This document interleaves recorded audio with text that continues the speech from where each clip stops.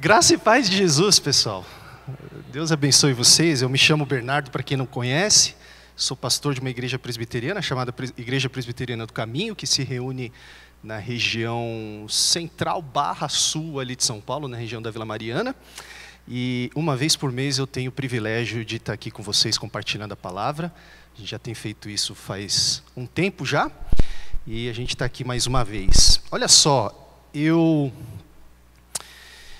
preparei uma mensagem que, em tese, devia ser 2 pregações, mas eu achei que ia ficar meio esquisito se a gente quebrasse 2 sermões num espaço muito grande de um mês. Aí eu pensei comigo mesmo, acho melhor juntar e dar a coisa de uma vez, né? O resultado é que, possivelmente, né, a mensagem de hoje seja um pouquinho mais extensa do que ela normalmente já é quando eu estou aqui. Então eu vou pedir a paciência de vocês. Desliga o modo TikTok na sua cabeça, liga o modo, sei lá, filmes do Martin Scorsese, segure aí o seu chapéu e eu acho que vai dar tudo certo. Vamos lá, eu queria pedir para você abrir sua Bíblia, ou conectar o seu aplicativo aí da Bíblia no capítulo 4 do Evangelho de João.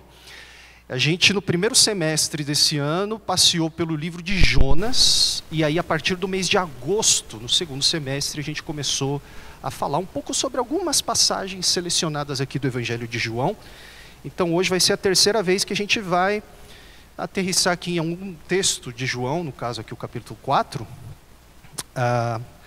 para seguir mais ou menos a mesma temática que a gente tem falado, a gente tem abordado nos últimos 2 encontros aqui. Então a gente vai ler uma passagem um tanto longa, passagem conhecida por alguns aqui, por muitos eu acredito, mas que sempre é relevante para nós. A gente vai ler do verso 1 ao verso 30. Pode ser? Joia? Então vamos lá, eu vou ler na Nova Almeida Atualizada, que é a Bíblia que a gente usa de costume aqui. Diz assim: quando Jesus soube que os fariseus tinham ouvido dizer que ele fazia e batizava mais discípulos do que João, se bem que Jesus mesmo não batizava e sim os seus discípulos, ele deixou a Judeia, retirando-se outra vez para a Galileia. E era-lhe necessário passar pela região da Samaria. Assim Jesus chegou a uma cidade samaritana, chamada Sicar, perto das terras que Jacó tinha dado a seu filho José. Ali ficava o poço de Jacó. Cansado da viagem, Jesus sentou-se junto ao poço, e era por volta do meio-dia. Nisso veio uma mulher samaritana tirar água. E Jesus lhe disse: dê-me um pouco de água, pois os seus discípulos tinham ido à cidade comprar alimentos. Então a mulher samaritana perguntou a Jesus: como, sendo o Senhor um judeu, pede água a mim, que sou mulher samaritana? Ela disse isso porque os judeus não se dão com os samaritanos. E Jesus respondeu: se você conhecesse o dom de Deus e quem está lhe pedindo água para beber, você pediria, e ele lhe daria água viva. Ao que a mulher respondeu: Senhor, não tem nem balde, o poço é fundo, de onde você vai conseguir essa água viva? Por acaso o Senhor é maior do que Jacó, o nosso pai, que nos deu o poço, do qual ele mesmo bebeu, assim como seus filhos e o seu gado? E Jesus respondeu: quem beber dessa água voltará a ter sede, mas aquele que beber da água que eu lhe der, nunca mais terá sede. Pelo contrário, a água que eu lhe der será nele uma fonte a jorrar para a vida eterna. Aí a mulher lhe disse: Senhor, quero que me dê essa água para que eu não mais tenha sede, nem precise vir aqui buscá-la. E Jesus disse: vá, chame o seu marido e volte aqui. Ao que a mulher respondeu: tenho marido. Então Jesus disse: você tem razão ao dizer que não tem marido, porque você já teve 5, e esse que agora tem não é seu marido. O que você disse é verdade. A mulher então lhe disse: agora eu sei que o Senhor é um profeta. Nossos pais adoravam neste monte, mas vocês, judeus, dizem que em Jerusalém é o lugar onde se deve adorar. E Jesus respondeu: mulher, acredite no que digo.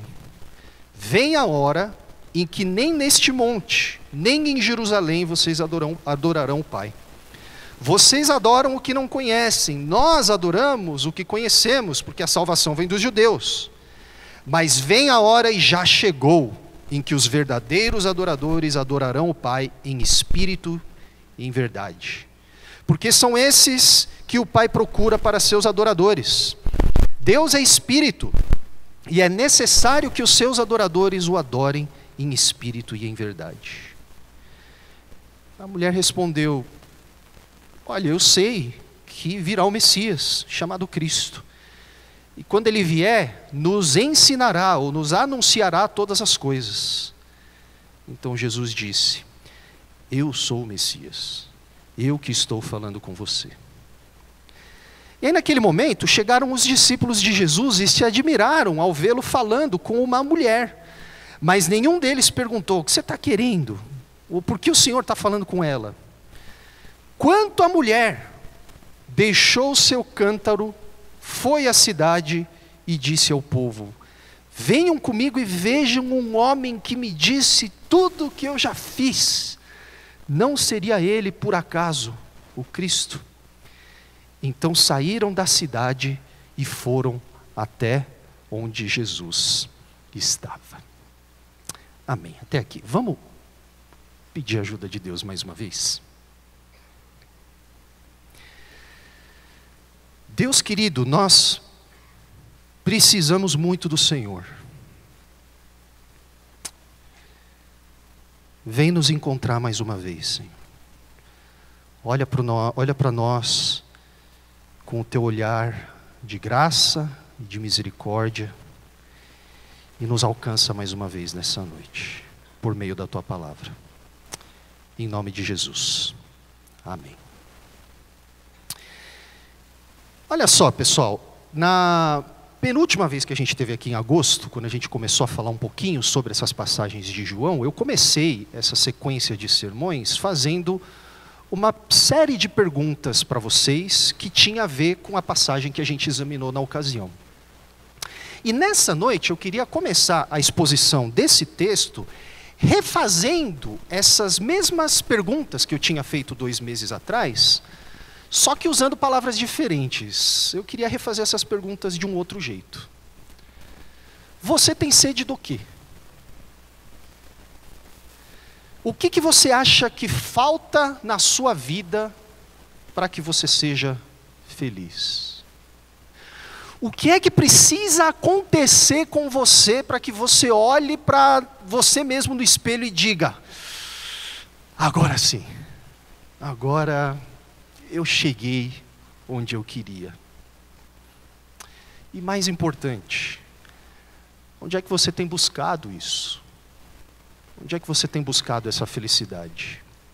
O que você tem bebido para saciar essa sede?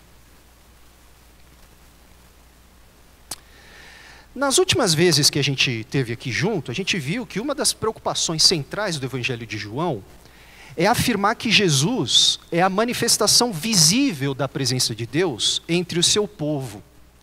E que, portanto, Jesus é o que todo ser humano, desde Gênesis 3, tem buscado incessantemente.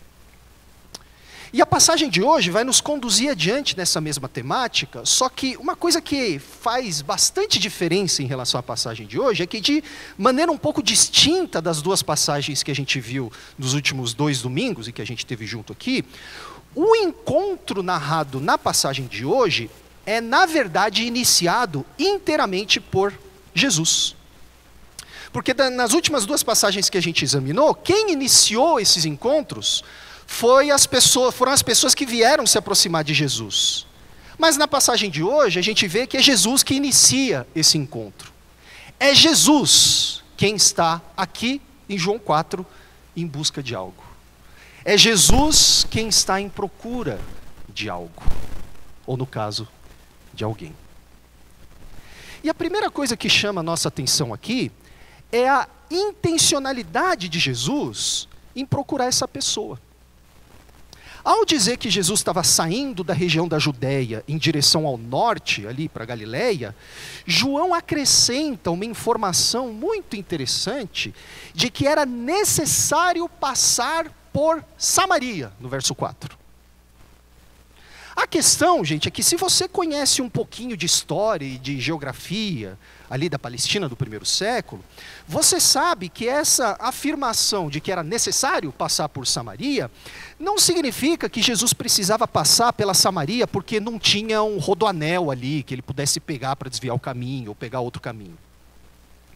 O caminho, na verdade, mais curto entre a Judéia e a Galileia era de fato através da Samaria. Era muito mais rápido você atravessar Samaria e chegar da Judéia até a Galileia. Só que para um judeu contemporâneo de Jesus, havia muitos outros caminhos que, embora fossem mais longos, eram muito mais seguros e, portanto, preferíveis para você viajar da Judéia até a Samaria. Por quê? Porque Samaria, pessoal, é terra perigosa. Os samaritanos tinham uma longa história de animosidade com os judeus. Vocês vão se lembrar da história contada pelo livro de Neemias, que quando Neemias e a sua turma estão se esforçando para reconstruir os muros de Jerusalém, ele sofre a oposição de quem? De Sambalate e dos samaritanos. Aliás, os samaritanos tinham não somente uma Bíblia diferente, mas também costumes distintos, a ponto de eles terem construído um templo próprio na região de Samaria, para não precisar descer até Jerusalém para adorar a Deus. Então, não era incomum, pessoal, judeus, ao passarem por perto de Samaria, serem hostilizados naquela região. Mas João diz que era necessário que Jesus passasse por lá. E ele acha necessário passar por Samaria, precisamente porque era lá em Samaria, naquele poço, que Jesus teria esse encontro a respeito do qual nós acabamos de ler. Agora, quando a gente pensa um pouquinho no que estava em jogo, né, nessa travessia que Jesus faz por Samaria, a gente supõe que Jesus acha necessário passar por lá porque algo muito grandioso aos olhos dos homens estava prestes a acontecer. Então, quando a gente vê que Jesus se dá o trabalho e corre o risco de passar por Samaria, é porque tem alguém extremamente importante lá que Jesus precisa encontrar e conversar com essa pessoa. Talvez alguém até mais importante do que Nicodemos, a respeito do qual nós falamos da última vez que nós estávamos aqui, né? Capítulo 3. Nicodemos era um dos caras mais importantes da sociedade judaica daquela época. Então, puxa vida, se Jesus está tomando a iniciativa de correr esse risco para passar por Samaria, é porque tem alguém tão grande quanto, no mínimo, que Nicodemos para ele encontrar lá. Mas na verdade, gente, conforme a gente lê a passagem, tudo a respeito desse encontro é tão fora das nossas expectativas, do que a gente acha que é importante para Deus, que esse encontro chega a ser, em certa medida, até escandaloso. Porque olha só, começa pelo fato de que a pessoa com quem era necessário que Jesus se encontrasse é uma mulher. E a gente por vezes se esquece disso, mas naquela época, nos tempos bíblicos, as mulheres, pessoal, não ocupavam as cadeiras hierárquicas mais elevadas da sociedade. Quer dizer, na prática, né, havia muitas mulheres influentes na sociedade mediterrânea ali do primeiro século, no mundo greco-romano, inclusive no mundo judaico. A gente vê, conhece histórias e casos de mulheres que exerciam grande influência na sociedade, e essa mulher samaritana possivelmente se enquadra nessa categoria, nesse retrato. Mas do ponto de vista dos padrões culturais da época, é um tanto surpreendente que Jesus assuma tamanho risco de atravessar Samaria para, chegando lá, encontrar uma mulher. E mais para frente na história, a gente vai perceber que isso afetou a percepção dos próprios discípulos. Porque depois que eles voltam do supermercado da época, né? Eles voltam com comida, eles veem Jesus conversando com a mulher, eles ficam constrangidos. Nossa, mano, o que Jesus está falando com essa mulher? O que está acontecendo aí? Eu fico imaginando Pedro, Tiago e João e falando, nossa, mano, o que está rolando aqui? Que esquisito. Então, no primeiro grande momento, na primeira ocasião no Evangelho de João, em que Jesus toma a iniciativa de ir em direção a alguém, esse alguém não é ninguém extraordinário aos olhos dos homens. Esse alguém é como eu e você. Gente comum. E aí, para o nosso espanto ainda maior, quando Jesus se coloca frente a frente com essa mulher, em vez de Jesus assumir uma postura, sabe, heróica ou proselitista, muitas vezes nós agimos assim quando vamos falar com alguém que a gente acha que, sei lá, não está tão perto de Deus como a gente meio que assume uma postura do tipo, senta aí e me ouve agora, né? Me ouve pregar agora. Aí a gente abre a Bíblia e começa, fala, a pessoa não aguenta mais ouvir a gente, mas a gente está lá. E a gente espera que Jesus vai fazer a mesma coisa com essa mulher, afinal de contas ela é uma samaritana, né? Só que olha o que Jesus faz. Na verdade ele senta no poço e quando essa mulher se aproxima dele, ele começa uma conversa. Ele puxa um papo. E Jesus gostava de fazer isso. Vocês lembram no caminho de Emaús, aqueles dois discípulos perplexos, que eles não estavam acreditando que o sonho deles tinha morrido quando Jesus tinha sido executado na cruz. Eles estão indo cabisbaixos de Jerusalém até Emaús. Jesus entra no caminho deles e o que ele faz? O que vocês estão falando aí? Deixa eu participar também. Qual que é o assunto? E Jesus começa uma conversa com essa mulher. E Jesus inicia essa conversa, vejam só, fazendo um pedido. Dá um pouquinho de água para mim. Estou com sede. Esse Jesus, em outras palavras, que nós, leitores do Evangelho de João, que já lemos, acabamos de ler o capítulo 1, que nós sabemos que esse Jesus é ninguém menos que o Deus do universo que se fez carne para tabernacular entre o seu povo. Esse Jesus que é tudo isso, ele se aproxima de uma mulher em Samaria, e ele pede ajuda para essa mulher, para que ele possa saciar a sede dele. Poucas coisas, né, pessoal, são mais humanas e, portanto, têm mais potencial de aproximar as pessoas do que começar uma conversa e se fazer vulnerável, né? Para que o outro te perceba como um semelhante. Não é verdade? E é exatamente isso que o Deus Criador do universo, encarnado na pessoa de Jesus, faz quando pede água para aquela mulher. O detalhe, né, é que a mulher não faz ideia de quem Jesus é. Ela não lê o prólogo de João. Nós lemos o prólogo de João, nós lemos o primeiro capítulo, então nós sabemos quem Jesus é. A mulher samaritana está entrando na história agora, então ela não sabe quem Jesus é. A única coisa que ela percebe, provavelmente pela vestimenta e pelo sotaque de Jesus, é que Jesus é um judeu. E isso, pessoal, já é mais que suficiente para deixar ela totalmente surpresa com a situação. Tanto é que no verso 9, assim que Jesus pede água para ela, a reação dela é dizer, mas pera, como é que o Senhor, sendo judeu, pede a mim, uma mulher samaritana, água para beber? Então notem que quando Jesus se aproxima dessa mulher, a reação instintiva dela é uma reação defensiva. É uma reação de reforçar os preconceitos, os estereótipos, que ela mesma tinha herdado de uma longa história de inimizade entre os judeus e os samaritanos. E aí ela vai lembrar Jesus do absurdo que era o pedido dele. Basicamente o que ela está dizendo para Jesus é, cara, você não devia estar fazendo isso, isso é extremamente inapropriado. Você está percebendo o que você está fazendo? Só que ao fazer esse pedido, Jesus estava justamente transpondo todas essas barreiras que o separava daquela mulher. No simples ato de ele pedir um pouquinho de água, Jesus estava transpondo a barreira étnica, você é judeu. Jesus estava transpondo a barreira social, você é homem.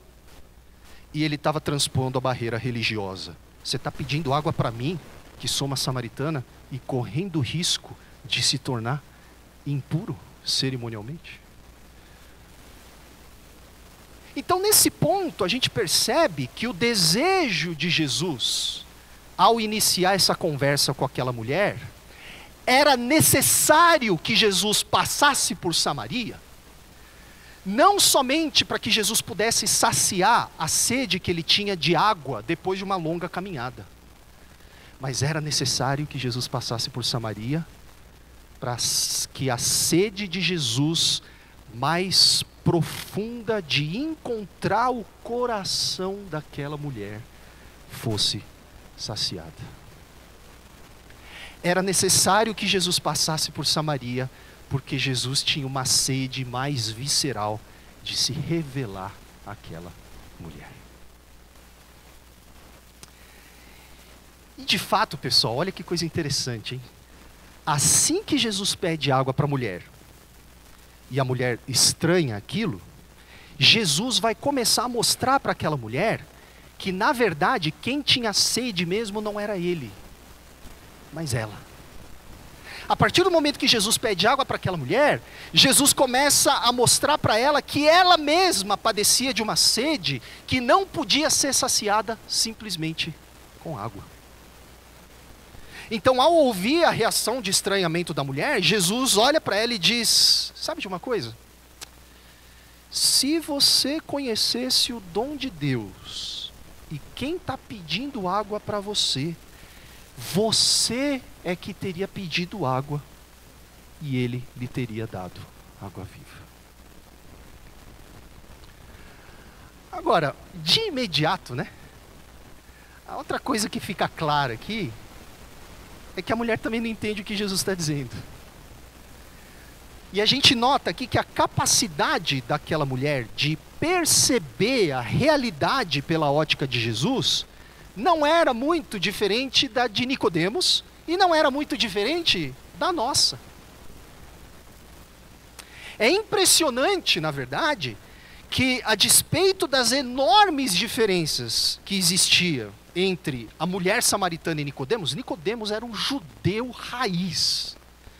Aquele judeu 100% judeu, fariseu, respeitadíssimo pela sociedade, um modelo de piedade para o povo de Deus.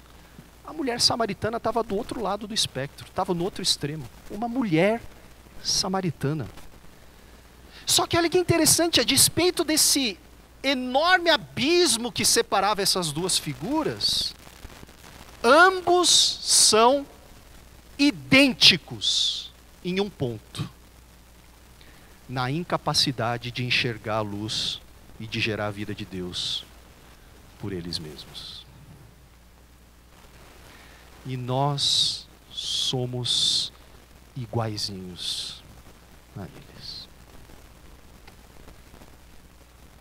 Então, se Nicodemos, no começo da conversa que ele teve com Jesus, ele chega a ridicularizar Jesus por, supostamente sugerir a necessidade de um novo parto. Vocês lembram que Nicodemos, quando Jesus fala que ele tem que nascer do alto, ele fala: mas como é que eu vou nascer de novo se eu sou velho? Tudo mais, né?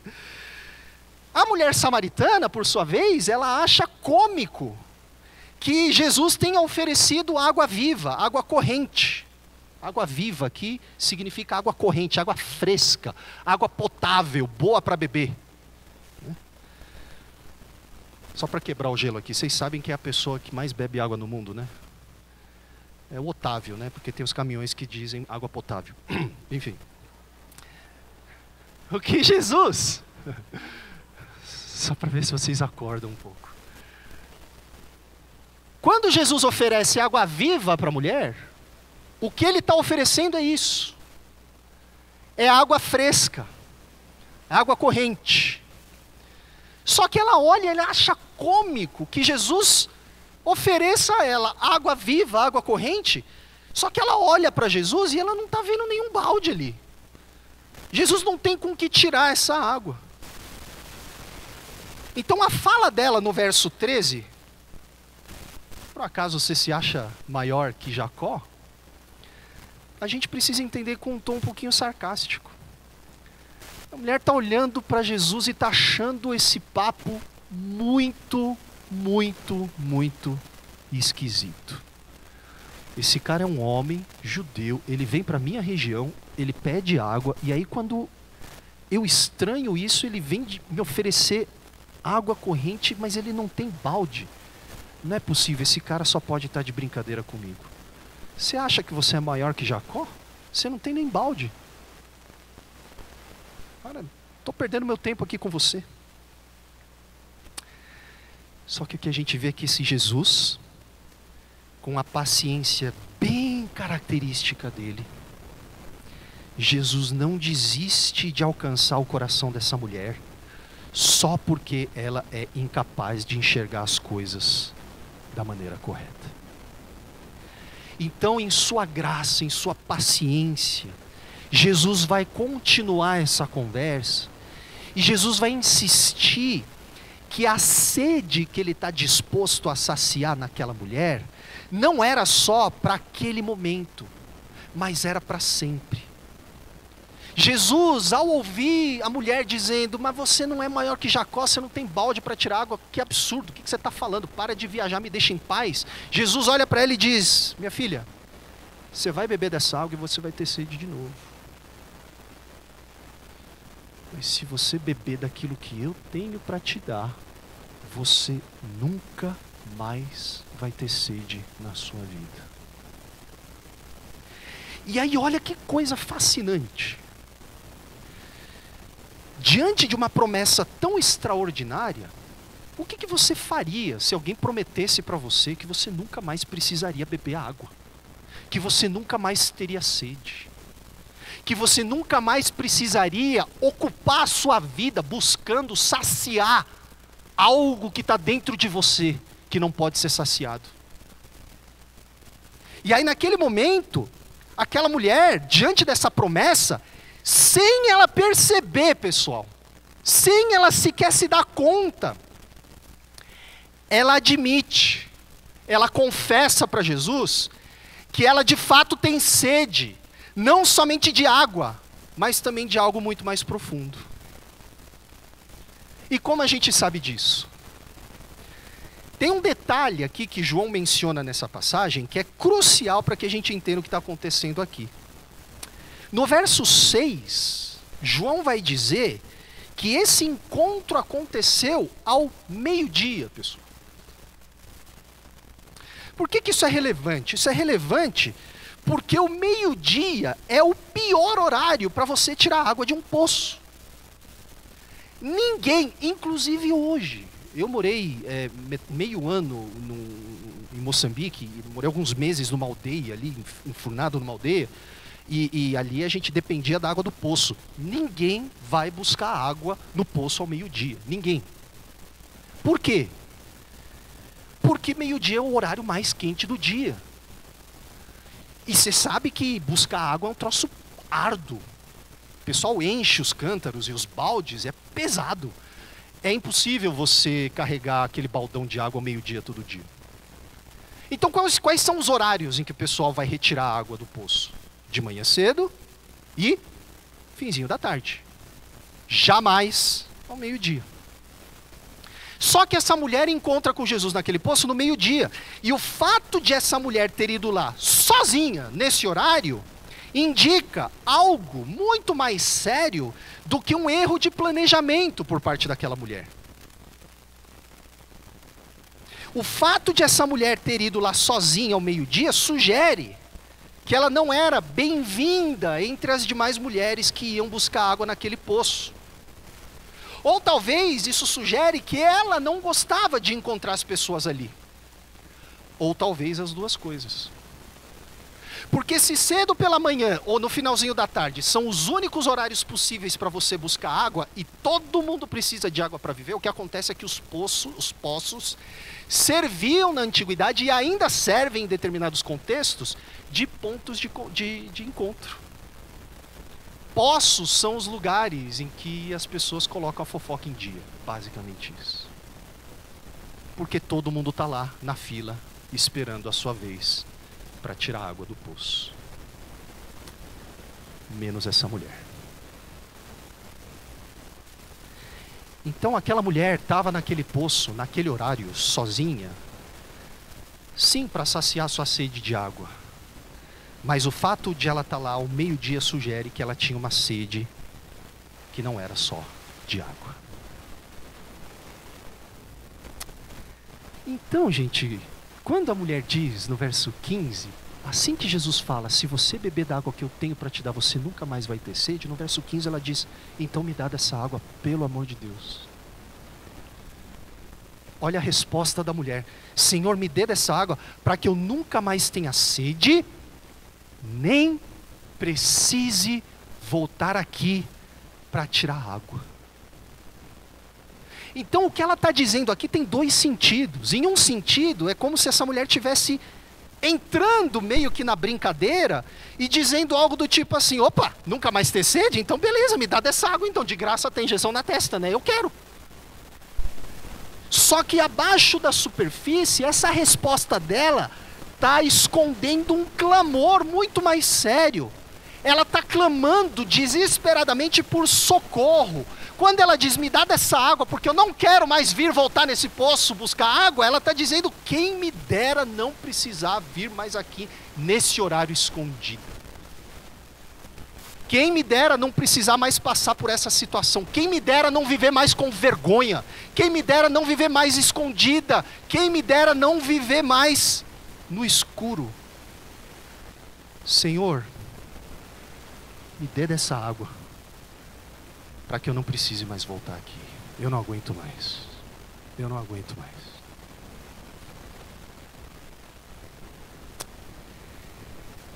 E aí Jesus, movido por sua sede mais visceral, de ver aquela mulher sendo saciada com o dom da vida de Deus, ele dá sequência na conversa, e aí ele faz um segundo pedido. Só que dessa vez esse segundo pedido não é apenas para começar uma conversa. Esse segundo pedido é um pedido mais cortante. Esse segundo pedido é um golpe que vai derrubar todos os mecanismos de defesa daquela mulher. Esse segundo pedido é um pedido que vai deixar ela completamente exposta à luz. Quando a mulher diz, pelo amor de Deus, Senhor, então me dá dessa água porque eu não aguento mais, Jesus olha para ela e diz, vai e chama o seu marido. E é nesse ponto que a gente começa a perceber que a conversa começa a ficar mais séria, né? Porque o que acontece, gente, o que uma coisa tem a ver com a outra? Ela pede para Jesus dar dessa água para ela nunca mais ter sede, e o que isso tem a ver com Jesus olhar para ela e dizer, vai, chama o seu marido e volta aqui? O que acontece é que ao fazer esse pedido, Jesus começa a colocar o dedo bem na raiz do problema que está destruindo aquela mulher. E como a gente sabe disso? A gente sabe disso pela resposta que a samaritana vai dar a Jesus. Ela olha para Jesus e fala, eu não tenho marido. E a princípio, se você está assistindo ao vivo essa conversa, tudo certo, parece que não tem nada demais nessa resposta. A mulher não tem marido. Só que aí na sequência, conforme Jesus continua a conversa, a partir do verso 17, a gente descobre que essa mulher, essa resposta que a mulher deu para Jesus, eu não tenho marido, é uma meia verdade. Por quê? Porque nos versos 17 a 18, a gente vai descobrir que essa mulher já teve 5 maridos, e naquele momento ela vivia com um homem que sequer era marido dela. Então presta atenção, olha que coisa. Tecnicamente, é verdade que a samaritana não tinha marido naquele momento. Mas ela tinha sido casada 5 vezes antes. E naquele momento ela vivia sim com alguém. Ela vivia sim com um homem. O que está acontecendo aqui então? Sabe, ao longo dos séculos, houve várias tentativas aqui de se decifrar o problema implícito dessa descrição que João nos apresenta dessa mulher. Só que de longe, pessoal, de longe, a explicação mais plausível, a explicação que melhor faz a gente entender o que está acontecendo aqui, é a de que essa mulher tem esse histórico porque ela tem um grave problema moral. Por que que ela teve 5 maridos e o homem com quem ela vive agora sequer é marido dela? Porque muito provavelmente ela é uma pessoa que não honra os seus compromissos matrimoniais. Ela é uma pessoa que não foi capaz de cumprir os seus pactos, a sua aliança com os seus maridos. Tudo indica que ela teve 5 maridos porque ela trocava de cônjuge ou de parceiro conforme mudavam-se as fases da lua. Em outras palavras, aquela mulher teve tudo aquilo de marido e agora habitava com um homem sem sequer ter se casado com ele, muito provavelmente porque ela não conseguia se firmar em um pacto de longo prazo com uma pessoa só. Ao longo da sua vida, aquela mulher tinha dado, portanto, todos os sinais de ser alguém que achava que a sua felicidade seria realizada nos braços dos muitos homens que ela conseguia atrair para ela mesma. Ela estava procurando matar a sede dela nos braços desses homens. Ela era uma mulher carente, que achava que a sua carência seria saciada nos relacionamentos que ela tinha com esses homens. Aliás, essa meia-verdade que ela diz para Jesus, eu não tenho marido, pode até ser um indício de que ela está se sugerindo a Jesus. Porque a resposta que ela tinha que ter dado para Jesus era: não tenho marido, mas eu sou comprometida. Mas aí ela vê esse Jesus, um judeu, tal, pedindo água para ela e conversando. Ela deve ter pensado: será que chegou o amor da minha vida? Será que ele caiu do céu? Será que agora chegou o momento em que eu vou ser finalmente feliz? Chegou o príncipe encantado da minha vida. A mulher está se achando uma personagem do filme da Disney. O meu príncipe encantado chegou. E ela olha e diz: não tenho marido. Por quê? Você pergunta. E é isso então que explica porque a mulher tinha que buscar água ao meio-dia, pessoal. Porque assim como os judeus, não sei quantos aqui sabem disso, mas os samaritanos, eles tinham também um padrão bastante estrito de pureza sexual. Os samaritanos também eram bastante radicais quanto à questão da pureza sexual. Então, o histórico daquela mulher fez dela uma má companhia. Fez dela alguém de péssima reputação. Aquela mulher buscava água em pleno meio-dia, mas o coração dela vivia em trevas, com sede de algo maior. Trocando tudo isso em miúdos, pessoal, ao afirmar que conhece muito bem a história daquela mulher, ao afirmar: é verdade, você falou a verdade, porque você não tem marido, porque você já teve 5, e a pessoa com quem você vive agora não é seu marido, o que Jesus está afirmando ali, na verdade, é que ele sabe muito bem que a vida dela é uma bagunça. Você falou a verdade, eu sei que a sua vida é um caos. Eu sei que você por dentro é uma pessoa quebrada, vazia, em trevas. Quando Jesus manda a samaritana chamar o marido dela, no contexto em que ela tinha expressado o desejo de beber uma água que mataria a sua sede para sempre, portanto, Jesus está fazendo ela enxergar a sede verdadeira dela, para a qual Jesus tinha a solução. E a sede verdadeira daquela mulher, que ela tem tentado saciar, pulando de um relacionamento para outro, essa sede é de um amor perfeito. É de uma graça perfeita. É de alguém que pudesse satisfazer ela de forma perfeita. Ela procurava um amor perfeito, diante do qual todos os prazeres que um homem pudesse oferecer para ela não passava de imitação barata. Ao dizer, portanto, vai chamar o seu marido, Jesus está convidando a mulher a olhar de frente para a sede mais visceral que ela tem dentro dela.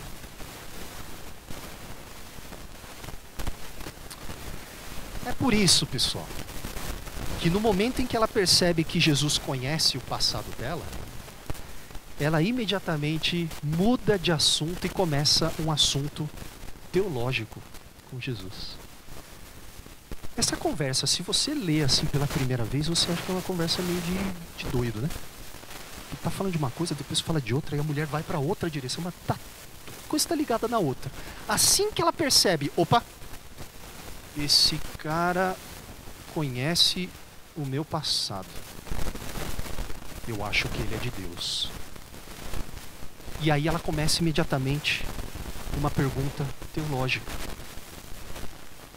E a pergunta teológica dela diz respeito ao lugar correto para adorar a Deus. Agora, infelizmente, a gente não vai ter tempo de esgotar todos os detalhes dessa parte da conversa, tá? Senão a gente ficaria aqui até amanhã. Mas o ponto aqui é o seguinte: é que assim que ela percebe, assim que ela se lembra, assim que ela vê a bagunça da sua vida sendo exposta por Jesus, ela imediatamente se vê na necessidade de entender como ela poderia se aproximar de Deus. Por quê? Porque no fundo, essa mulher sempre suspeitou que a resposta para a sede mais visceral dela estava conectada à realidade de Deus, da sua presença, de uma vida organizada por completo em torno do amor e da graça e da verdade de Deus, em torno da adoração a esse Deus. No fundo, ela suspeita que ela precisa de Deus. O problema é que, se por um lado ela suspeita que Deus é a resposta para suas crises mais fundamentais, por outro lado ela sabe muito bem que ela não pode se aproximar desse Deus com a vida daquele jeito. Ela sabe que ela não pode se achegar a Deus daquele jeito. Aliás, o simples fato de ela ser uma samaritana já coloca um dilema absurdo quanto a esse assunto, porque o livro de Deuteronômio vai dizer que o lugar da adoração escolhido por Deus para o Israel bíblico antes do exílio era Jerusalém, não Gerizim, onde ficava o templo dos samaritanos. Então começa por aí já, ela não sabe como encontrar Deus. Ela suspeita que a sede dela só pode ser saciada pela presença de Deus. Mas ela não sabe onde encontrar esse Deus. E ela não sabe como se aproximar desse Deus. Porque ela sabe que a vida dela é uma bagunça. É isso que explica, portanto, essa curiosidade dela em relação ao lugar onde Deus pode ser encontrado. Diz que não é ela mudando de assunto, não. Isso aqui é terrivelmente importante para ela, porque a sede que aquela mulher tinha era de uma vida redimida, era de uma vida curada, era de uma vida satisfeita com um amor verdadeiro que só uma comunhão transformadora com Deus poderia oferecer. Só que, além de ser uma samaritana, as muitas decisões erradas que ela tinha tomado na vida acabaram afastando ela ainda mais da presença de Deus. Então, onde, Jesus? Pelo amor de Deus, onde eu posso encontrar a presença de Deus? Fala para mim.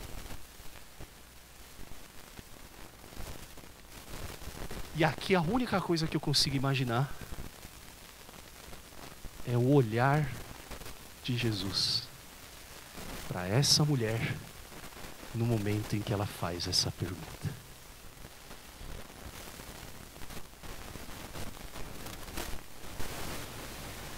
Porque nós que temos lido João desde o começo, sabemos quem Jesus é.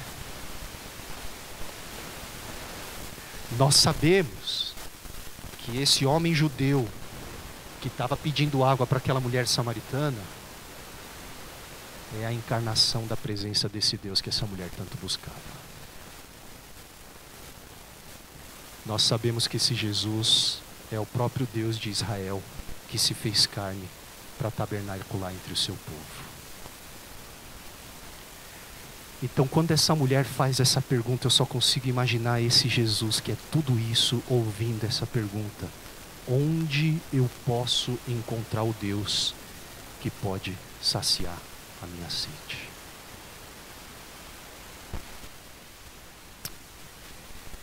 E é aqui que Jesus começa então a se revelar de fato àquela mulher.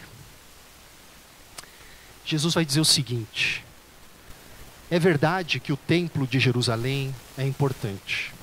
Vocês, samaritanos, adoram o que não conhecem. Nós adoramos o que conhecemos, pois a salvação vem dos judeus.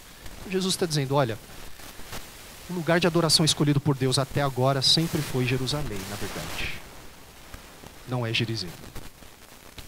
Só que Jesus vai lembrar a mulher de que o templo de Jerusalém era, acima de tudo, uma antecipação de uma realidade muito maior.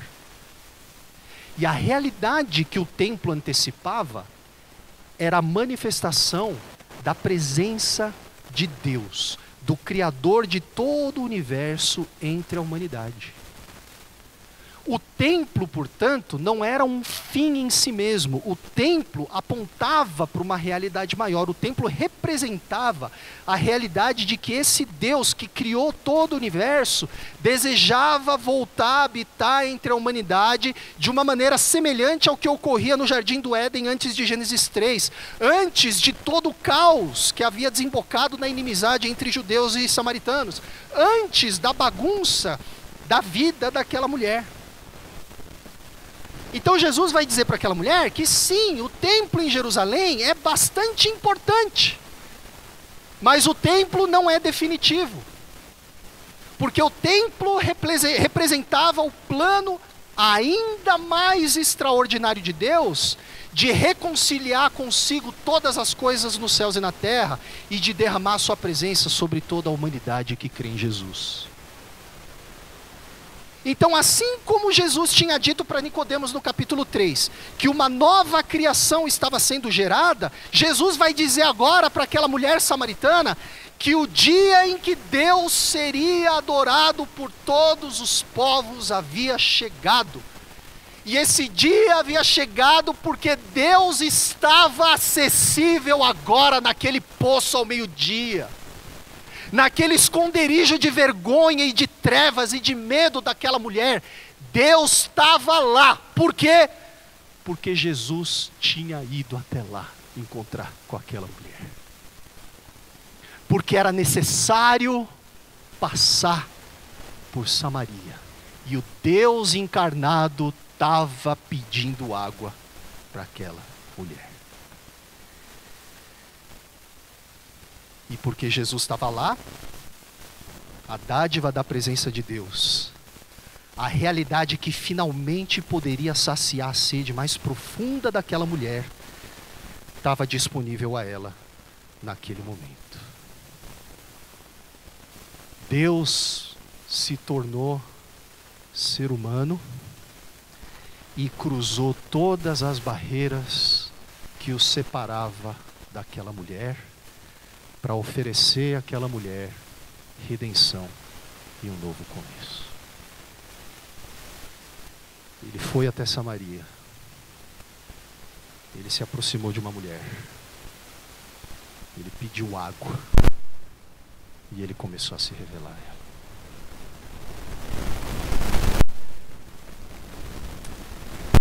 E é isso que Jesus quer dizer com a famosa afirmação no verso 23.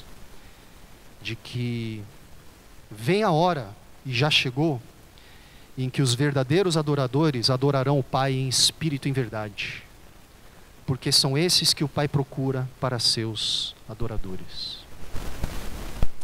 Já se perguntou o que Jesus quer dizer com espírito em verdade aqui?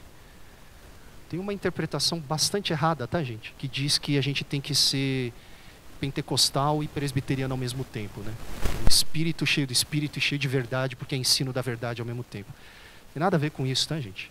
No grego, essa expressão em espírito em verdade é uma endíades. Ó, é uma endíades, para você sentir culto nessa noite. Que basicamente sugere que a expressão em espírito em verdade conota no espírito da verdade. Ou no espírito que é a verdade. Ou no espírito que conduz à verdade. O que Jesus está dizendo para aquela mulher é que os adoradores agora que Deus procura são aqueles que vão adorar a Deus no espírito da verdade. E isso é importante porque se a gente der um forward, né, se a gente passar a fita para frente, a fita não, né, a linha, né? Os mais jovens nem sabem que eu estou falando de fita, né? Você passa a linha para frente e chegar no capítulo 14 de João, lá no capítulo 14 de João, você vai ver que Jesus fala do Espírito da verdade. Vocês lembram? Capítulo 14, ele vai falar que vai enviar um outro paráclito, que é o Espírito da verdade. Amém, irmãos? Vocês estão comigo? Sim? O que esse Espírito da verdade faz? Conduz os discípulos a Jesus. Então, adorar em espírito e em verdade é adorar por meio de Jesus. Os adoradores que Deus procura são os adoradores que adoram no espírito da verdade e, portanto, adoram a Deus por meio de Jesus. Que adoram a Deus a partir da revelação que Jesus trouxe acerca de Deus. O que Jesus está dizendo para a mulher então é que agora que Deus se fez carne em Jesus, o que define a comunhão verdadeira com Deus não é mais o lugar primordialmente, mas aquele por meio de quem nós adoramos. Enquanto a mulher achava que dependia do lugar certo para encontrar Deus, Jesus mostra para ela que Deus se encontra não mais em um lugar, mas em uma pessoa.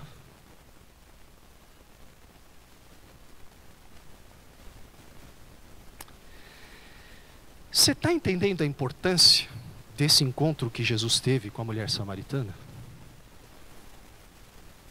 Você está ouvindo Deus falar com você? Você tem sede do quê? O que é que você acha que você tanto precisa para desfrutar da plenitude de vida? O que você acha que vai resolver a sua vida? A aceitação das pessoas? O reconhecimento dos seus líderes, dos seus pais, do mundo? O que você acha que vai te fazer feliz? Ficar famoso na internet? Prazer? Segurança quanto ao futuro? E onde você tem procurado essas coisas? Onde você está procurando a sua felicidade? Você está procurando matar sua sede aonde? Pode ser que você esteja buscando matar sua sede com coisas que você sabe que não saciam de verdade. E pode ser que por tentar matar a sua sede com essas imitações baratas da realidade para a qual nós realmente fomos criados, a sua vida tenha se tornado vazia e, consequentemente, um espaço de vergonha, de medo, de solidão. Talvez a sua vida se transformou num poço ao meio-dia. E pode ser que você saiba muito bem que a sua vida está uma bagunça por dentro e que por isso você tem se esforçado em se esconder para que ninguém veja você como você realmente está. E pode ser até que o seu esconderijo sejam as várias obrigações necessárias da vida, como por exemplo tirar água de um poço. Ou talvez se envolver com as muitas atividades da igreja. E pode ser que no fundo você saiba, no fundo você tenha entrado nesse lugar hoje à noite, sabendo que você está cansado. Você não aguenta mais tentar matar sua sede com coisas que não saciam.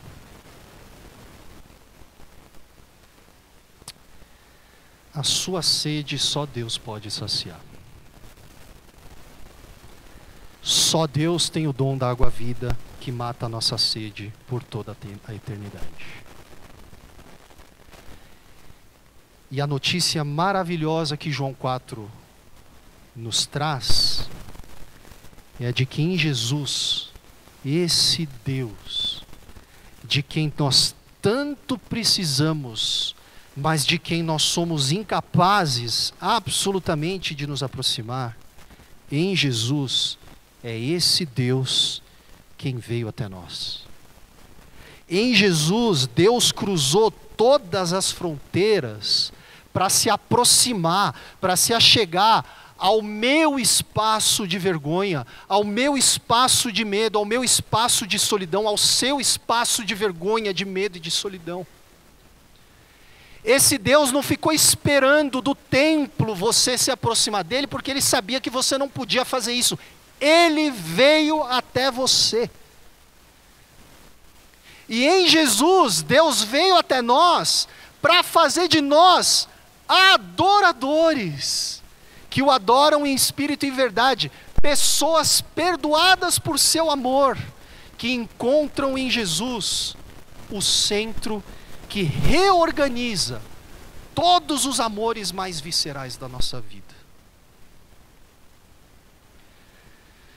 Portanto, se você veio nessa noite como essa mulher samaritana, se você se enxerga na mulher samaritana,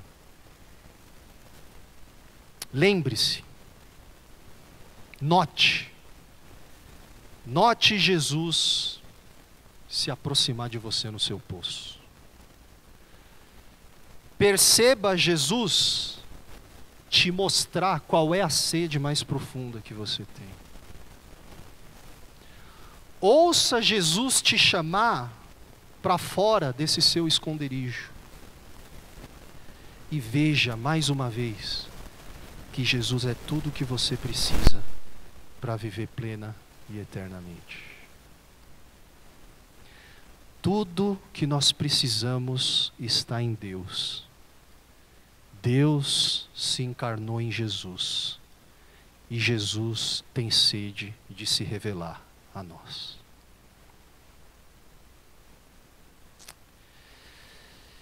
Sabe o que mais me encanta nessa passagem, pessoal?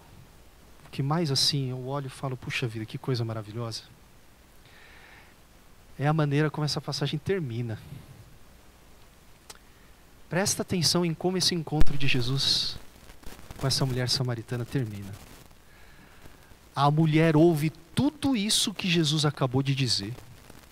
A mulher ouve tudo isso sobre Deus não estar mais revelado em um lugar, mas em uma pessoa. Da boca de um judeu que veio até ela pedir água. E obviamente, diante de tudo isso, a mulher acha tudo aquilo bom demais para ser verdade. Ela fala, nossa, sério? É tudo isso? E aí, ela diz que se tudo aquilo for verdade mesmo, se tudo aquilo que Jesus está falando para ela é quente, então o Messias, quando vier ao mundo, confirmará tudo isso que Jesus acabou de dizer. E é isso que ela diz no verso 25 para Jesus. Bom, cara, nossa, tudo isso, verdade. Eu acho que só falta a gente esperar o Messias vir para confirmar tudo isso, né? Porque quando o Messias vier, ele vai nos ensinar tudo isso.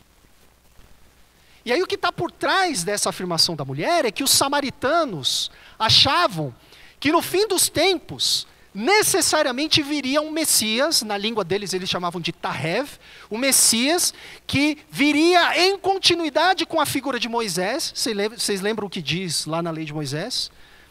Deus vai enviar um profeta semelhante a mim, ele vai ensinar vocês de todas essas coisas. Os samaritanos só acreditavam no Pentateuco, tá, pessoal? Eles não tinham os profetas na Bíblia deles. Então eles se apegavam a essa passagem e eles acreditavam. No dia em que Deus restaurar todas as coisas, o Tarev, o Messias, virá e nos ensinará todas essas coisas. Então quando ela ouve essas coisas e diz, nossa, então chegou, mas eu acho que eu preciso da confirmação do Messias.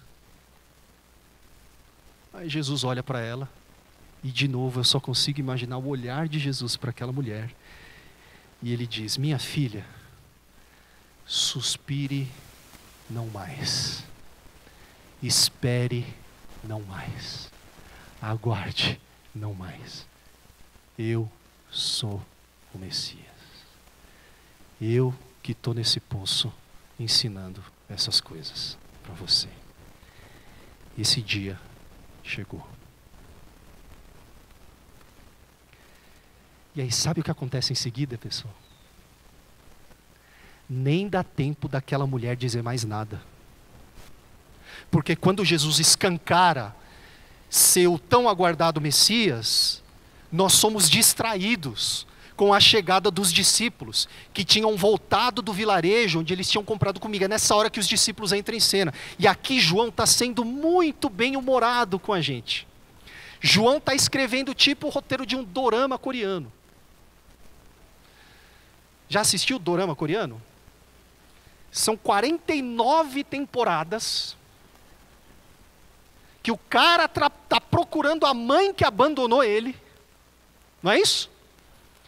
Aí no último episódio, no episódio 27 da temporada 49, ele está finalmente atravessando a rua e a mãe dele está vindo do outro lado e você está assim comendo a pipoca e falando, nossa, agora eles vão se encontrar e tudo vai se resolver. Porque nas últimas 49 temporadas só foi enrolação. Amém, irmãos? E aí quando esse encontro finalmente vai acontecer, o que acontece? O ônibus vai lá, atropela os dois e os dois morrem. E a gente está lá, né, no dorama, amando. Eu não tenho paciência, gente, porque eu já sei como vai terminar, entendeu? Eu sei que as pessoas que você mais gosta vai morrer no final. Dando spoiler aqui. João está sendo muito bem-humorado ao narrar que os discípulos chegam bem nessa hora. Bem nessa hora que Jesus se revela àquela mulher, eu sou o Messias, minha filha, não espera mais não. Seu dia chegou. Aí a porta da sala escancara, e eles começam a entrar os discípulos, aquela multidão de discípulos com as sacolas de compras e tudo mais.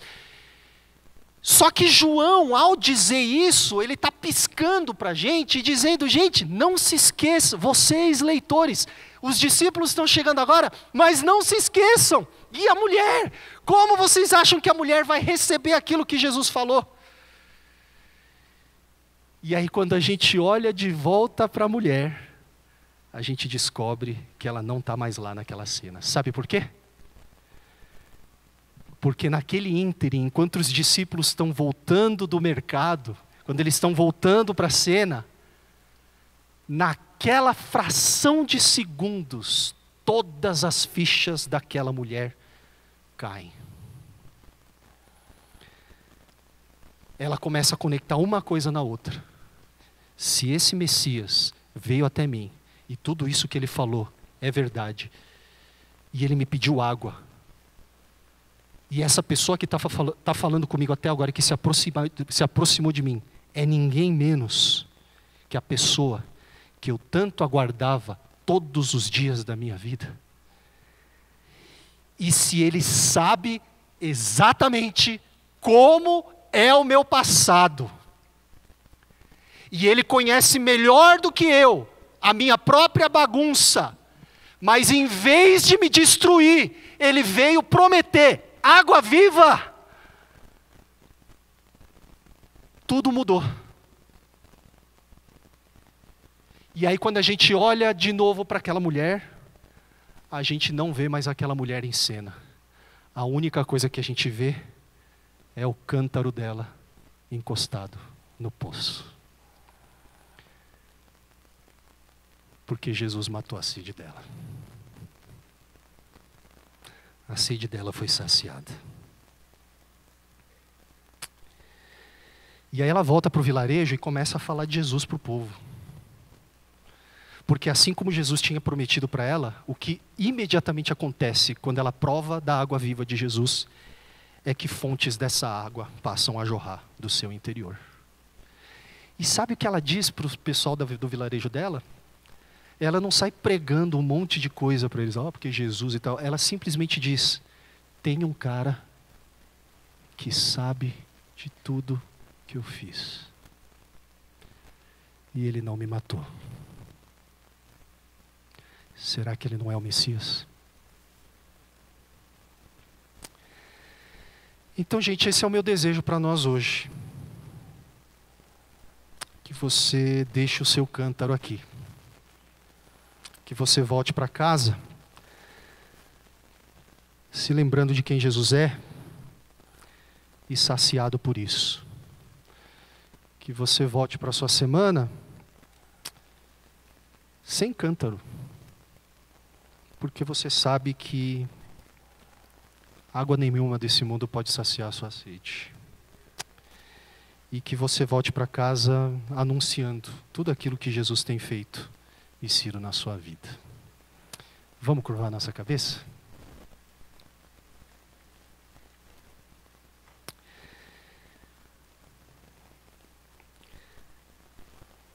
Deus querido,